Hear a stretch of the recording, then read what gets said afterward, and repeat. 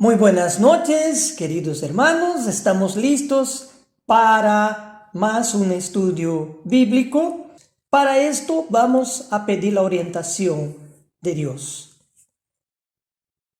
Dios Santo, que habita la eternidad, Señor, venimos ante tu presencia para agradecerle, Señor, por la oportunidad que nos da cada uno de nosotros de poder estudiar un poco más de tu santa palabra. Te pedimos, Señor, que abra nuestras mentes y nuestros corazones, que nos ayude, Señor, a comprender este estudio para que podamos practicarlo, poner en obra los principios y verdades que aprendamos con el estudio de tu santa palabra. Te pedimos, Señor, y te lo agradecemos, estas bendiciones en nombre del Señor Jesús. Amén. Estamos listos para un estudio más, pero antes quiero comentar y aclarar algo sobre uno de los cuadros que puse en el anterior estudio, indicando que las ciencias analizan, describen y explican procesos, pero no hace parte de sus alcances de la ciencia explicar la razón de la existencia y el propósito de las mismas cosas que estudia. Quiero comentarles que el término que utilicé, es decir, la razón, lo utilicé al invés de la palabra sentido, y no fue mi intención utilizar la palabra razón en función al significado específico de ese término. De hecho, la ciencia busca tener la razón o certeza de todo lo que describe. Y la ciencia es una disciplina dinámica porque todo el tiempo se renueva para acercarse a una verdad en el ámbito que se desarrolla. Quiere la ciencia estar segura en sus enunciados, por ello busca tener la razón. Sin embargo, como hemos desarrollado en el estudio anterior, lo que da sentido lo utilicé razón de ser, y lo que da el propósito a la existencia de todo lo que hay, visible o invisible, es la teología. Sin Dios, nada tiene ni sentido ni propósito. Por lo tanto, la teología es un complemento demasiado importante de la ciencia. En el estudio anterior introductorio hemos podido ver que las ciencias son descriptivas de los procesos naturales, mientras que la teología bíblica nos da un propósito a todo lo que la ciencia estudia. También pudimos ver un poco sobre la eternidad de Dios el Padre en el estudio anterior. Ahora veremos un poco sobre Jesús. Empezamos haciendo recuerdo que Jesús, como parte de la divinidad de Dios, en su preexistencia eterna no tuvo ni padre, ni madre, ni genealogía. La genealogía de Jesús solo se aplica en su condición humana. En el libro de Hebreos, el apóstol Pablo, por inspiración divina, describió esa cuestión haciendo una representación de Jesús en la figura de Melquisedec. Hebreos capítulo 7, vamos a leer los versículos 1 y 3. Versículo 1. Melquisedec, rey de Salem, sacerdote del Dios Altísimo. Versículo 3. Sin padre, sin madre, sin genealogía, que ni tiene principio de días ni fin de vida, sino hecho semejante al Hijo de Dios, permanece sacerdote para siempre. Ese texto no se refiere obviamente a Adán y Eva, aunque ellos tampoco tuvieron padre y madre biológicos, porque en el caso de esa primera pareja, ellos tuvieron un principio, es decir, no existían antes de ser creados. Solo los dos miembros de la familia divina que conocemos en la Biblia como Dios, no tuvieron ellos un principio. En comparación, los seres espirituales fueron creados para existir eternamente y los seres humanos tienen el potencial de vivir eternamente si aceptan el camino de Dios. Y así, tanto los seres vivientes espirituales como el ser humano tienen un principio. En cambio, Jesús, que también es Dios, representado por el sacerdote Melquisedec en su preexistencia eterna, no tuvo padre ni madre, sin genealogía, sin principio de días, ni fin de vida. Cuando vemos algunos versículos en la Biblia hablar de un principio donde aparece Dios, tenemos por seguro que no se refiere al principio de Dios mismo, sino que la palabra principio solo se refiere a la creación de los cielos, de la tierra y de todo lo que en ellos hay. La palabra principios mencionada en Génesis capítulo 1, versículo 1, al igual que en Juan capítulo 1, versículo 1, son contundentes al referirse a estos autores a la creación cuando habla de principio, pues antes de los cielos y de la tierra, es decir, del tiempo y del espacio, no había y no podría existir un principio. El principio marca entonces la existencia del tiempo y en consecuencia del espacio, de la esencia espiritual y de la materia física que fueron creadas por Dios. Refiriéndose a Jesús en su preexistencia, es decir, antes de la creación del tiempo y del espacio, antes del principio, hemos leído en Hebreos 7, versículo 3, ya hemos leído que Jesús no tiene principio de días ni fin de vida. Entendemos también, a la luz de las Escrituras, que en la preexistencia de Dios entre estos dos seres divinos, denominados Elohim, entre ellos no había en la eternidad una relación de padre e hijo. El apóstol Juan se refirió a uno de estos dos seres divinos como Logos, en griego traducido como el verbo o la palabra, agregando en Juan capítulo 1, versículo 14 lo siguiente. Dice Juan capítulo 1, versículo 14, y aquel verbo fue hecho carne y habitó entre nosotros, y vimos su gloria, gloria como del unigénito del Padre, lleno de gracia y de verdad.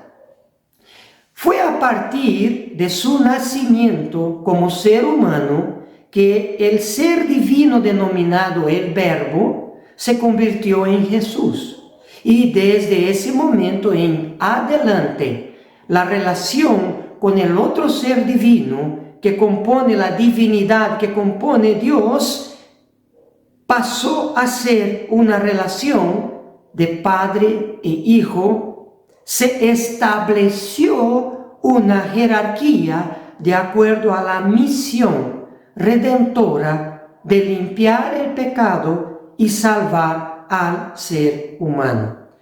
Dos seres que otrora, que antes eran igual en propósito y poder, con el sometimiento del Verbo en condición humana, automáticamente Jesús se sometió a Dios el Padre. Siguen teniendo obviamente el mismo propósito, pero ahora hay una relación jerárquica para poder hacer la salvación del hombre. Por ello, en esa condición humana, Jesús dijo a sus discípulos, vamos a Juan capítulo 14, en el versículo 28.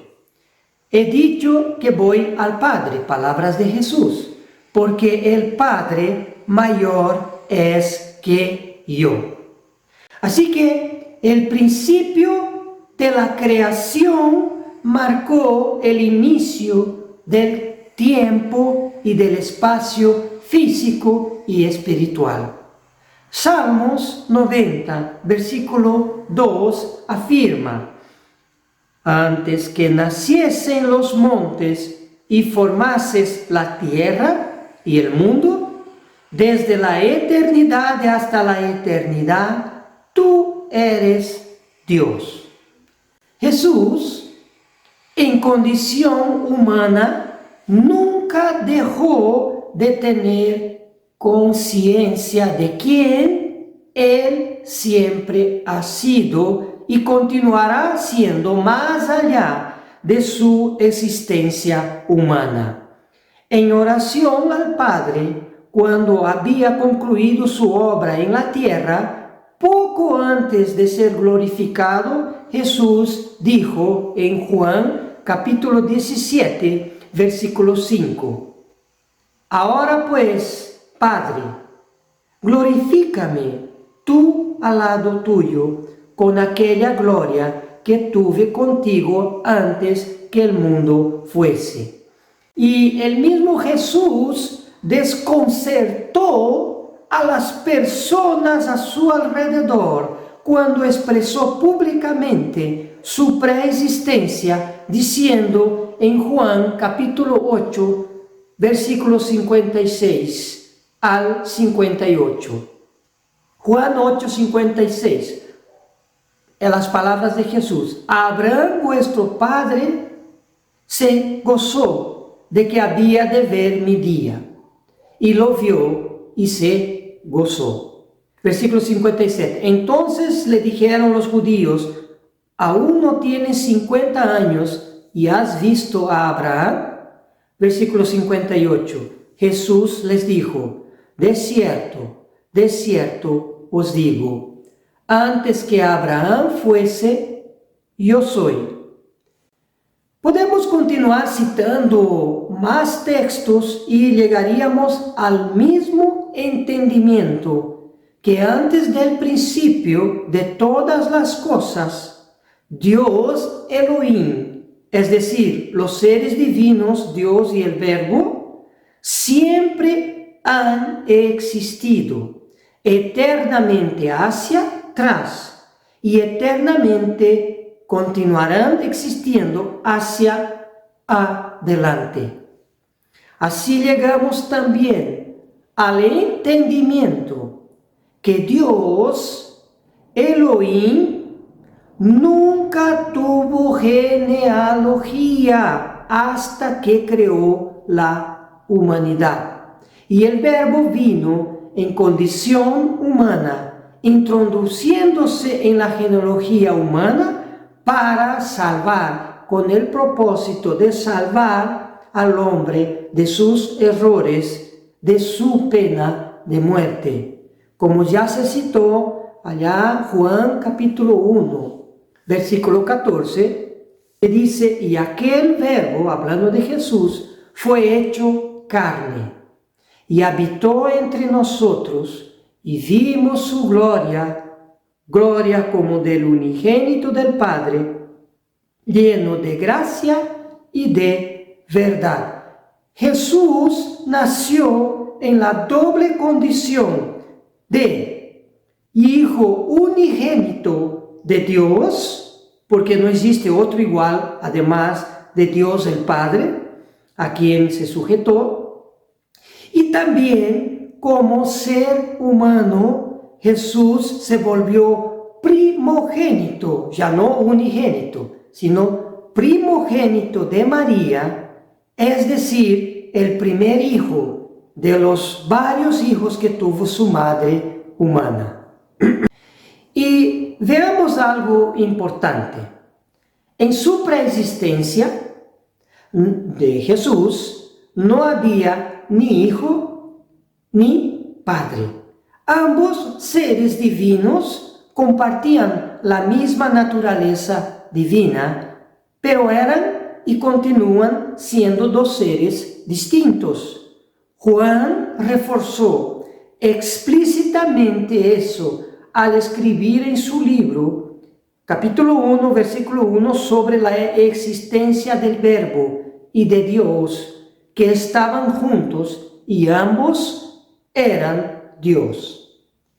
Ahora veremos la huella del Creador en su misma creación, como una firma, al comprender las palabras del salmista que escribió Salmos 19, versículo 1, los cielos cuentan la gloria de Dios y el firmamento anuncia la obra de sus manos. A Dios lo encontramos en su misma creación, empezando por comprender que el universo tuvo un origen. Tardó mucho para que las ciencias descubran que la Tierra tuvo un inicio. Antes se pensaba que el planeta y el universo siempre habían existido. Así pensaban los científicos antes. Y fue a partir de una serie de descubrimientos que los científicos entendieron que todo lo que existe surgió de algo extremadamente pequeño, diminuto e insignificante, que luego creció y se expandió hace 13.7 mil millones de años atrás, formándose las galaxias y todo el universo conocido. Es interesante que a través de un fenómeno explicativo denominado de Big Bang, la ciencia todavía no llegó al entendimiento pleno que la materia que existe hoy surgió de algo inmaterial, pero ya está, poco a poco, los estudios ya están caminando para ese entendimiento de la ciencia. Como explicó ya hace 2000 años atrás el apóstol Pablo, cuando escribió Hebreos capítulo 13, versículo 3, por la fe entendemos haber sido constituido el universo por la palabra de Dios, de modo que lo que se ve fue hecho de lo que no se veía.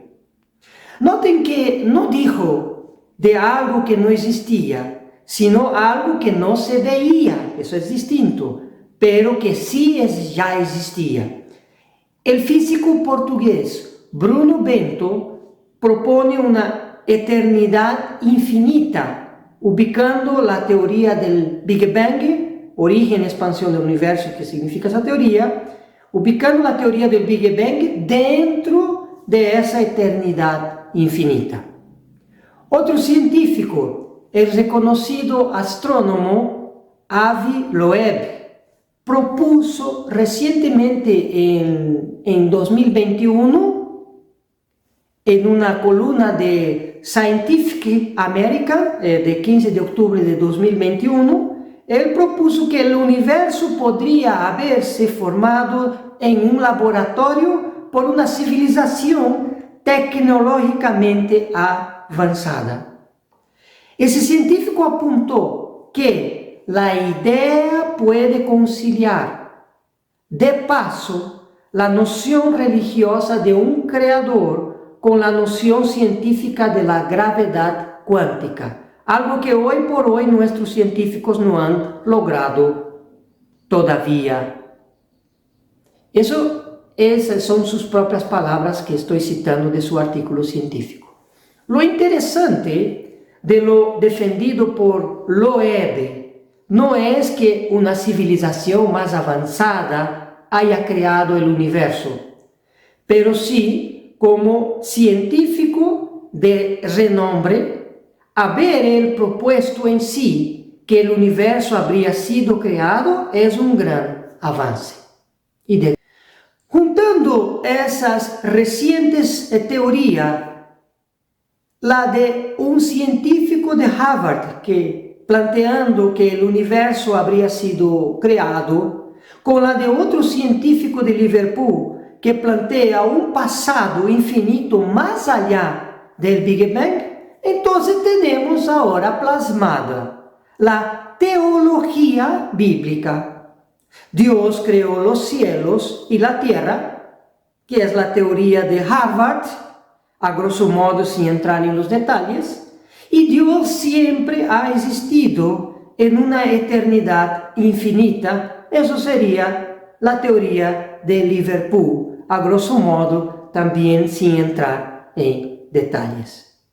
Volviendo al tema del universo físico, alguien diría que es imposible ver hoy el pasado cuando no existíamos aún. Se refiere a que no podemos ver las primeras galaxias, planetas y estrellas cuando Dios los estaba creando.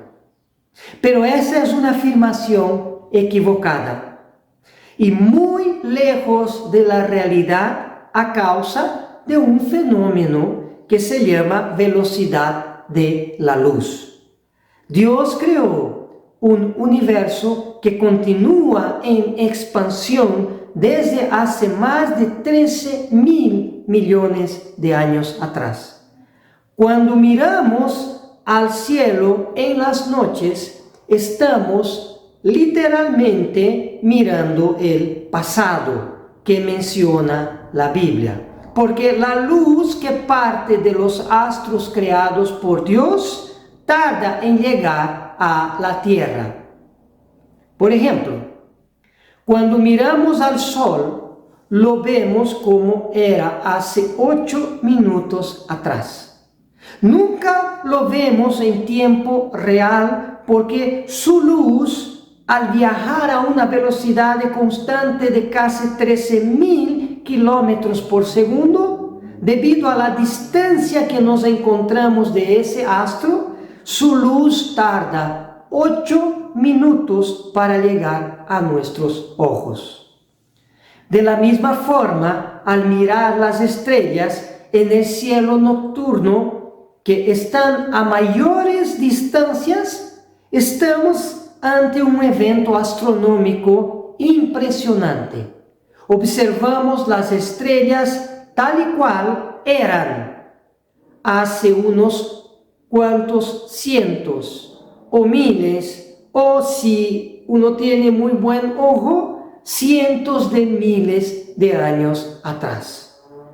La galaxia Andrómeda, que es la más cercana de nuestra Vía Láctea en que vivimos, es más visible durante las noches de otoño en el hemisferio norte.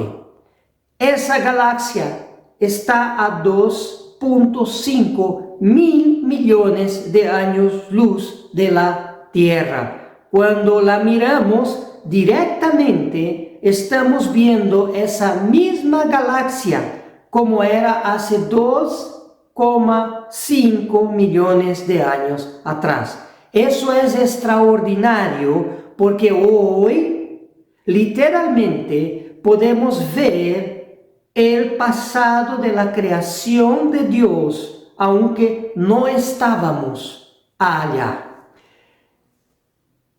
Pasemos ahora a estudiar el fenómeno de la luz.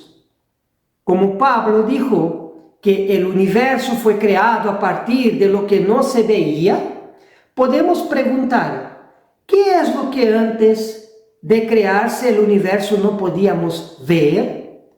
No podíamos ver, obviamente, a Dios, quien creó el universo. Hoy vemos el pasado del universo a partir de su creación, pero continuamos sin ver al Creador que siempre ha existido antes del universo.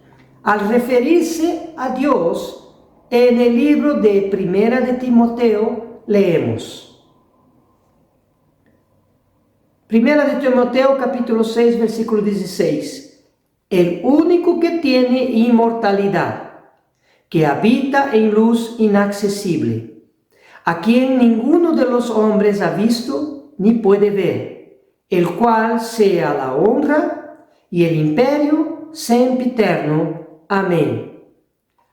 Cuando Pablo habla de Dios, se refiere a Dios el Padre, no a Jesucristo, que también es Dios, quien se presentó entre los hombres en forma humana visible. Juan escribió, Primera de Juan, capítulo 4, versículo 12, dice, nadie ha visto jamás a Dios. Y el mismo Jesús dijo que, Juan capítulo 1, versículo 18, a Dios nadie le vio jamás. Por lo tanto, en el Antiguo Testamento, la manifestación de Dios, según los escritos de Pablo, fue a través de Jesús en su preexistencia, quien acompañó a los israelitas durante su peregrinación por el desierto por 40 años. Jesús fue la nube durante el día y la columna de fuego durante la noche. El mismo Pablo, quien dijo que Dios habita en la luz inaccesible, nunca dijo que Dios es una luz inaccesible. Y completó diciendo, ¿quién, hablando de Dios, quién nunca de los hombres ha visto ni puede ver? Podemos ver la luz de las primeras estrellas y galaxias que Dios creó con simple mirar al cielo. Pero no podemos ver la luz donde habita Dios. Sin embargo, es un hecho sencillo de responder cuando lo hacemos bajo la óptica de la ciencia. No podemos ver, por ejemplo, la luz que se encuentra en el tercer cielo porque está tan distante, más allá de los confines del universo, en expansión, que todavía no ha llegado a nosotros en la tierra. Esa es la prueba de que el trono de Dios está mucho más lejos que los confines del universo. Y refiriéndose solamente al tercer cielo, este se encuentra a una distancia muy superior a los 13.7 mil millones de años luz que alcanza ver los telescopios más potentes que existen. La luz que vemos con nuestros ojos es simplemente una parte pequeña de lo llamado espectro electromagnético que existe dentro del tiempo y espacio creados por Dios. El ojo humano alcanza a ver de 400 a 750 manómetros del espectro de luz. Más abajo de estos valores están los rayos ultravioletas que no podemos ver. Y más arriba están los rayos infrarrojos que tampoco lo vemos. Son extremos solo vistos y medidos por aparatos específicos. Incluso, como el físico Albert Einstein definió, la luz es materia cuando está en movimiento, pues adquiere una masa, un peso. Pero la luz también es energía, sin masa, sin peso, cuando está en reposo.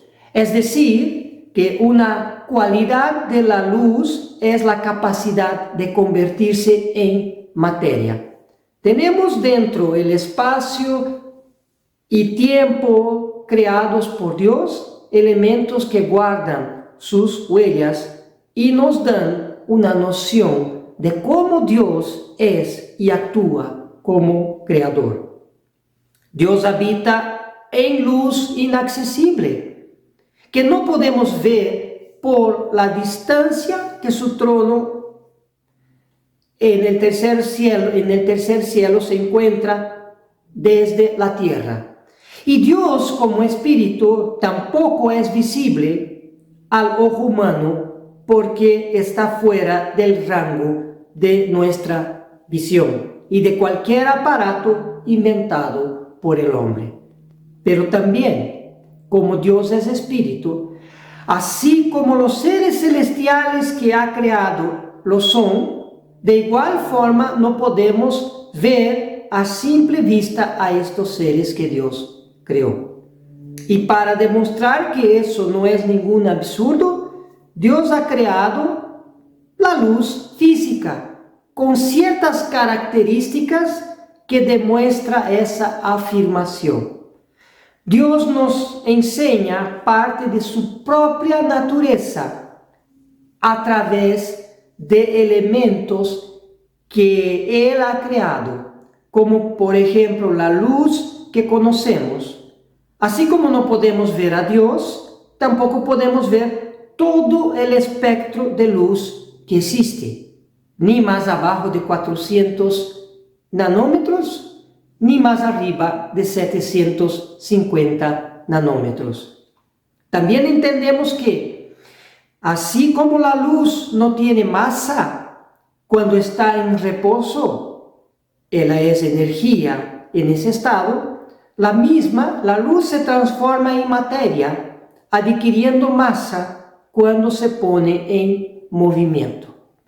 Los seres espirituales, al igual que Dios, no están compuestos de materia física, no tienen masa física, pero se materializaron en algunos pasajes de la historia bíblica. Algunos ángeles fueron vistos guardando el camino al árbol de la vida. Abraham, Lot, Isaac han interactuado con ángeles que, a pesar de no tener originalmente masa física palpable, tienen la capacidad de adquirir masa para ser visibles a los hombres dentro de la gama de espectro que el ojo humano puede ver. Así como la luz de Dios, así como la luz que Dios creó tiene la capacidad de convertirse en masa, los ángeles tienen la capacidad de materializarse a la vista de los hombres cuando es necesario. Pablo escribió en Hebreos capítulo 13, versículo 2, que algunos, sin saberlo, hospedaron ángeles. Los vieron, pero no sabían que eran ángeles. Así como algunos han visto a ángeles en el pasado en un futuro, cuando Dios intervenga en la historia de la humanidad, todos podrán ver a estos seres inmateriales, pues en la segunda venida de Jesús, la luz visible, la luz invisible hoy para el ser humano, con referencia a los ángeles, se convertirá en masa y será visible para el mundo entero. Dios, como en el ejemplo de la luz, busca darnos entendimiento al mostrar su huella en la creación que hizo. Los ángeles no visibles fueron algunas veces visibles para el hombre y será para toda la humanidad en el futuro.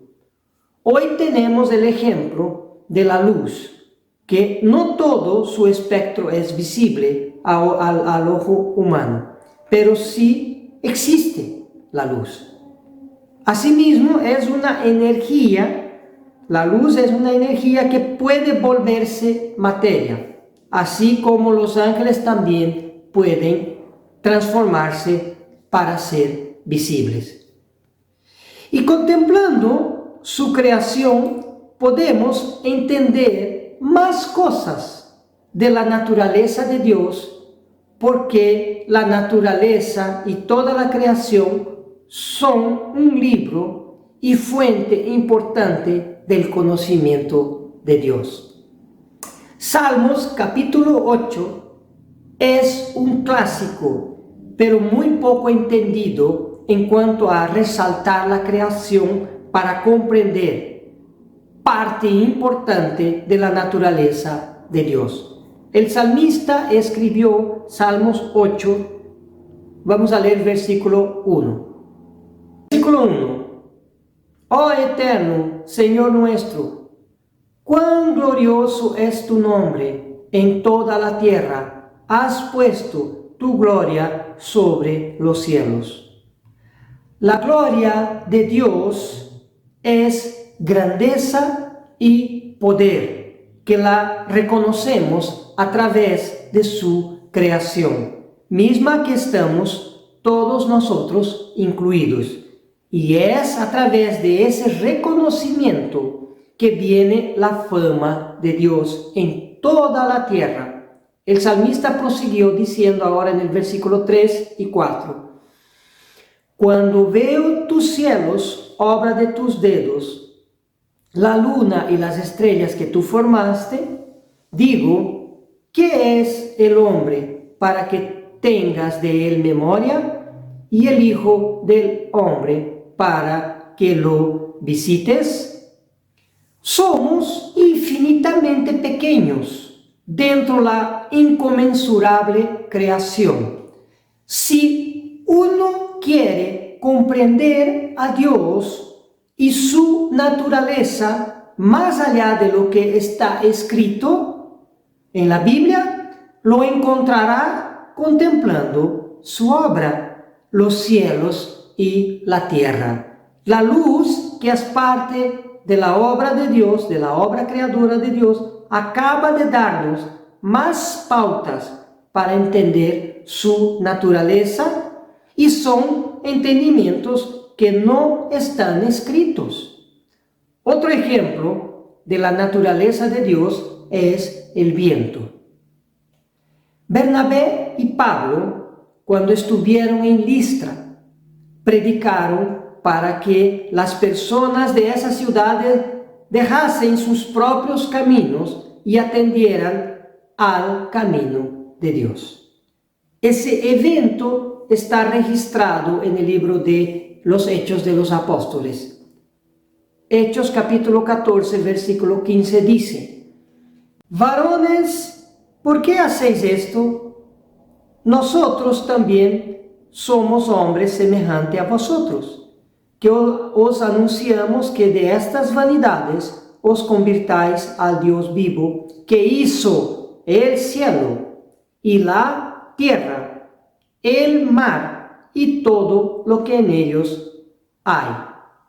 Bernabé y Pablo citaron el libro de Éxodo capítulo 20, versículo 11, un pasaje dentro del cuarto mandamiento de la ley de Dios que dice en Éxodo 20, versículo 11, el Señor hizo los cielos y la tierra, el mar y todo lo que en ellos hay. Tanto Pablo y el libro de Éxodo, capítulo 20, llaman la atención de nosotros hacia los tres principales elementos inorgánicos que componen nuestro planeta, es decir, cielo, tierra y mar. El cielo se refiere al aire que se encuentra en movimiento, conocido como el viento. Luego la tierra, que es la porción seca de los suelos que forman los continentes con una superficie de 130 millones de kilómetros cuadrados, de un total de 510 millones que componen la totalidad de la superficie de nuestro planeta.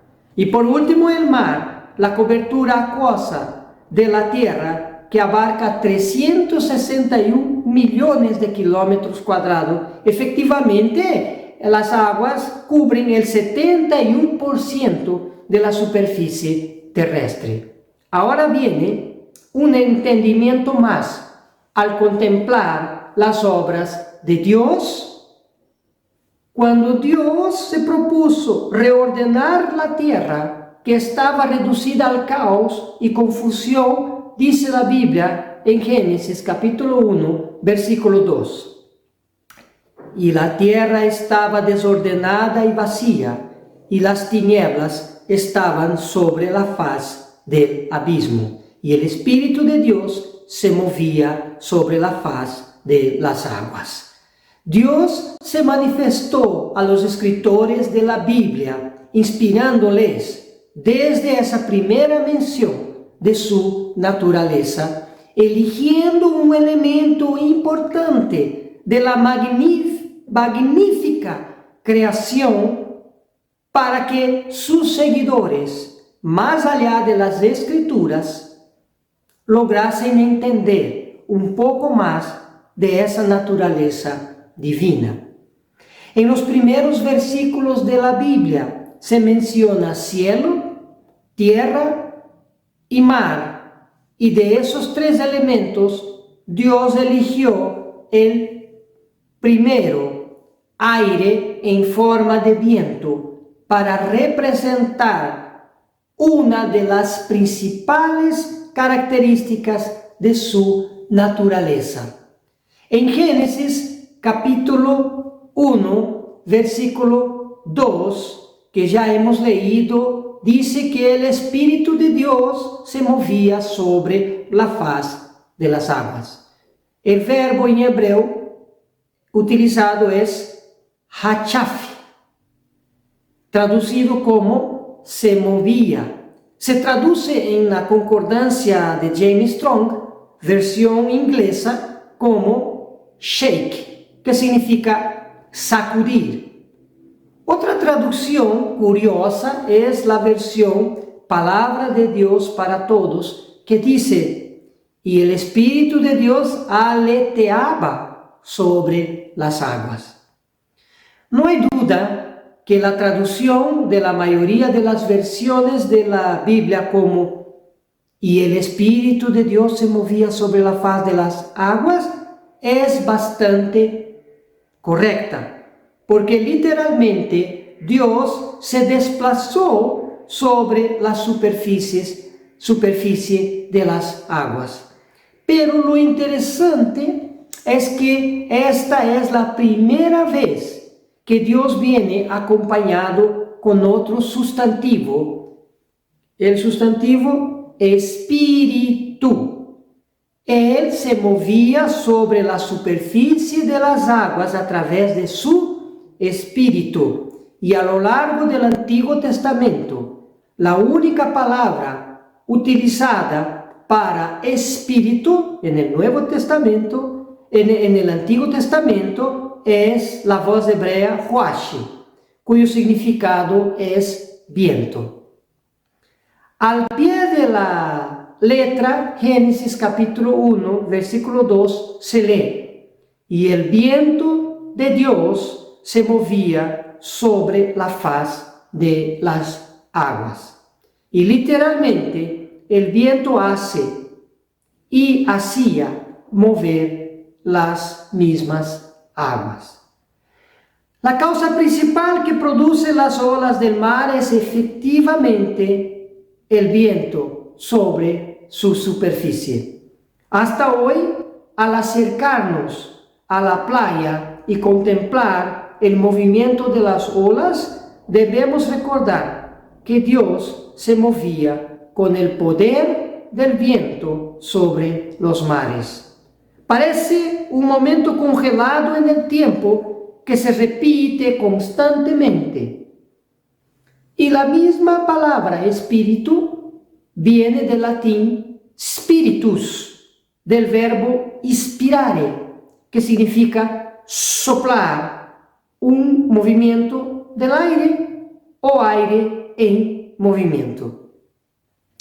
El viento es aire en movimiento y huash, traducido por espíritu, significa viento y aparece casi 260 veces en el Antiguo Testamento. Y la misma palabra latina, espíritu, significa viento. De los elementos principales que forman la tierra creada por Dios, Él eligió el viento para que aprendamos de su naturaleza divina. Y todas las veces que aparece la palabra espíritu ahora en el Nuevo Testamento, viene de la palabra griega pneuma, que significa pneuma, aire en movimiento o simplemente viento. Pneuma aparece en el Nuevo Testamento 350 veces y se traduce como espíritu.